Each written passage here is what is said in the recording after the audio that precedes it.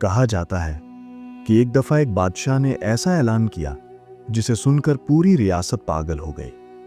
ہر انسان کے دل میں ایک ہی خیال تھا کہ کل صبح وہ سب کچھ پالے گا جس کا اس نے ہمیشہ خواب دیکھا تھا۔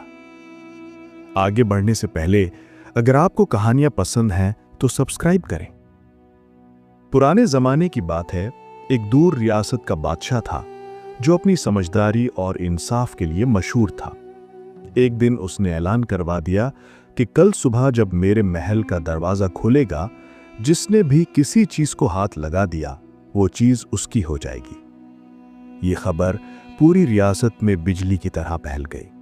کوئی کہتا میں سونے کو ہاتھ لگاؤں گا، کوئی کہتا چاندی کو، کوئی قیمتی زیور، کوئی گھوڑے، کوئی ہاتھی، سب اپنی اپنی من پسند چیزوں کے خواب دیکھنے لگے۔ اگلے دن جب محل کا دروازہ کھلا، لوگ پاگل پن کی طرح بھاگنے لگے۔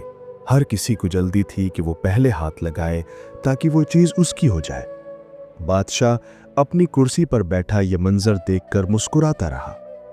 تبھی بھیڑ میں سے ایک آدمی آہستہ آہستہ بادشاہ کی طرف چل پڑا، اور جب وہ پاس پہنچا تو اس نے بادشاہ کو ہی ہاتھ لگا دیا، اور اسی پل بادشاہ اس کا ہو گیا اور بادشاہ کی ساری دولت بھی۔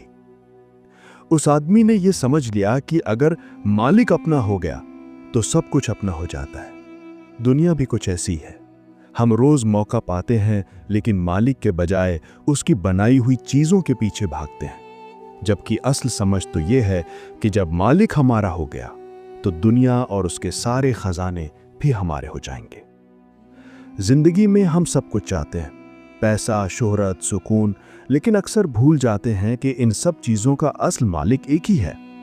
جب ہم اس سے رابطہ مضبوط کر لیتے ہیں تو چیزوں کے پیچھے بھاگنا بند ہو جاتا ہے، پھر دل کے اندر ایک سکون اتر آتا ہے جو دنیا کا کوئی سونا بھی نہیں دے سکتا۔